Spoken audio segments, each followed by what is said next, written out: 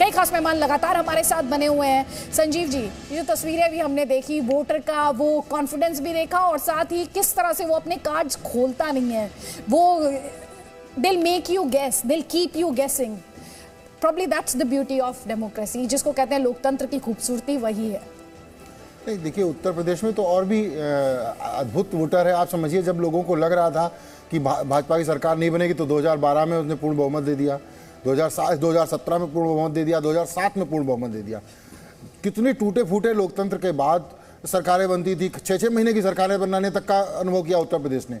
उसके बाद पूर्ण बहुमत की सरकारें लगातार बन रही हैं। इस बार भी पॉलिटिकल पार्टीज कॉन्फिडेंट है कि पूर्ण बहुमत किसी को आएगा, जिसको भी आए, उनको लग रहा हमें मिलेगा, भाजपा को लग रहा हमें मिलेगा, सपा को लग रहा। लेकिन उत्तर प्रदेश का वोटर इस मामले में बहुत समझदार है और वो झेल चुका है। बेसिकली वो जो 6-6 महीने की सरकारें, 130 सीटें, 1993 में जब बीजेपी को केवल 177 सीटें मिली थी, सबसे बड़ी पार्टी बनी थी, तो बहुजन समाज पार्टी 67 सीट्स पाई थी, दोनों मिलकर सरकार बना ली, एक अलग सा प्रयोग हुआ। उससे पहले बीएसपी बनी थी कि उन्होंने पहली बार में 67 सीटें बीएसपी को दे दी। तो ये मन बनाने की बात है। ये बात अब, पहले भी वो लोग मन बना के काम करते थे, अब भी कर रहे हैं। जहां तक ये आज की बेल्ट की बात है, यहाँ तो उनका इंटरनल ध्रुवीकरण बहुत जबरदस्त हो चुका है। आज जो पूरा इलाका है, ये रुहेलखंड से लेके वहाँ किसी को आजम खां की प्रतिष्ठा लगी, किसी को लग रहा है अच्छा चलो इसको बढ़िया निपटाया, तो वो जिन्होंने निपटाया वही प्रत्याशी हो गए। अजीब सा खेल है ये कि कुछ लोग चाहते, हमेशा होते हैं ना कुछ लोग जिनको लगता है ये बहुत ऊपर बढ़ रहा है, इसको निपटाया जाए। कुछ लोग होता है अच्छा ये गड़बड़ कर रहे हैं, बेईमान है, ये इनके दिमाग खराब हैं। कुछ नेताओं के बारे में नाम नहीं लूँगा, कहा जाता है अच्छा ये तो विधायक बनते ही भूल गए हमको, चलो इनको खत्म करते हैं। उसी बीच में जो धर्म सिंह सैनी का भी हम बयान पढ़ रहे हैं, धर्म सिंह सैनी हर बार अलग पार्टी से चुनाव लड़ते हैं, जीत जाते हैं। 2007 में वो बीएसपी से लड़े, जीत गए।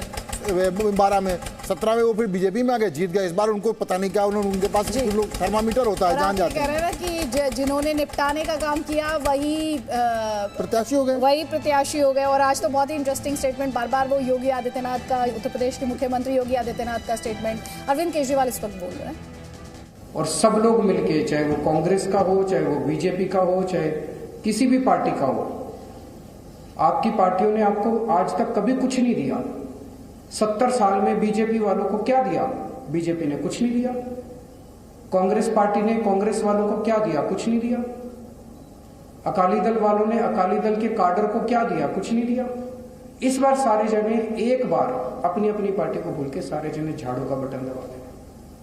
आपके कोई प्रश्न तो नहीं? सर, केजरीवाल जी, जो आपके द्वारा अपने विक्रम मजीठिया के साथ जो समझौता हुआ था, उस बात को लगातार उठाया जा रहा है कि विक्रम मजीठिया के खिलाफ आरोप।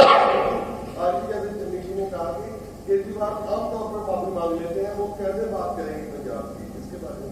चन्नी साहब तो देखो जी, मैं आपको बताता हूँ, वो सुबह से शाम तक वो केवल मेरे को ही गालियां देते हैं। आजकल वो रात को सो भी नहीं पा रहे। वो रात को सोते हैं, आंख बंद करते हैं, जैसी आंख बंद करते हैं उनके सपने में मैं भूत की तरह आता हूं और फिर वो एकदम से अचानक डर के उठ जाते हैं। जितने पंजाब को लूटने वाले आगू हैं, जो आज तक लूट रहे थे, उनके सारों के सपने में आने लगा हूं आजकल मैं, और वो पूरी रात नहीं सो पा रहे। जिस किस्म के बयान चन्नी साहब कर रहे हैं, उससे तो यही लगता है कि काफी दिनों से सोए नहीं है, काफी दिनों से उनको आराम की सख्त जरूरत है, इसीलिए वो बेतुके बयान 24 घंटे मेरे खिलाफ करते रहते हैं। कल सर प्रियंका गांधी आई थी और सीधा आप लोगों के आरोप लगाने की टीम है, आरएसएस के साथ आप लोग, वो पिछले 7 साल से यही कह रहे हैं, बीजेपी की बी टीम है, आरएसएस की बी टीम है, इनकी सी टीम है, हाय रे मर गए रे, केजरीवाल हमारे वोट ले गया रे। वो रोते रहेंगे, धीरे धीरे खत्म हो जाएगी कांग्रेस। सर, अमित शाह के पंजाब में थे तो उन्होंने कहा था कि केजरीवाल साहब सिर्फ वोट की राजनीति करते हैं, इनका सुरक्षा को लेकर कोई लेना देना नहीं है। है तो हमेशा बढ़ा रहा है, तो उसी पर निशाना साधा। देखिए, आज पंजाब के अंदर पिछले 5 साल में और खासकर पिछले 3-4 महीने में जो घटनाएं घटी हैं, उससे एक बड़ा प्रश्न खड़ा होता है कि क्या कांग्रेस पंजाब के लोगों को सुरक्षा दे सकती है। एक तरफ जहां आम पंजाबी अपने आप को सुरक्षित महसूस कर रहा है, महिलाओं के खिलाफ बहुत सारी वारदातें हो रही हैं, आम जनता के बीच में क्रिमिनल आपराधिक घटनाएं बढ़ी हैं, दूसरी तरफ बेअदबी के कई सारे अटेम्प्ट्स हुए हैं पिछले कुछ महीनों में। लुधियाना में बॉम्ब ब्लास्ट हुआ, प्रधानमंत्री की सुरक्षा, जब प्रधानमंत्री आए, प्रधानमंत्री की सुरक्षा में सिक्योरिटी ब्रीच हुआ। प्रधानमंत्री की सुरक्षा देश की सुरक्षा है, उसके ऊपर राजनीति नहीं होनी चाहिए, उसके ऊपर दोनों तरफ से राजनीति हुई। मैं उधर भी दोनों तरफ से उन्होंने राजनीति की। आम आदमी पार्टी कभी भी देश की सुरक्षा के साथ समझौता नहीं करती।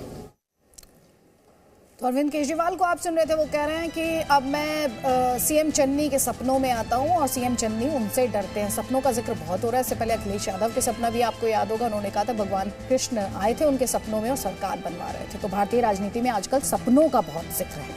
हम जल्द लौट रहे हैं, बड़ी कवरेज लगातार जारी है, आप रहिए मेरे साथ। Presenting B News app available on Google Play and App Store. Download it now.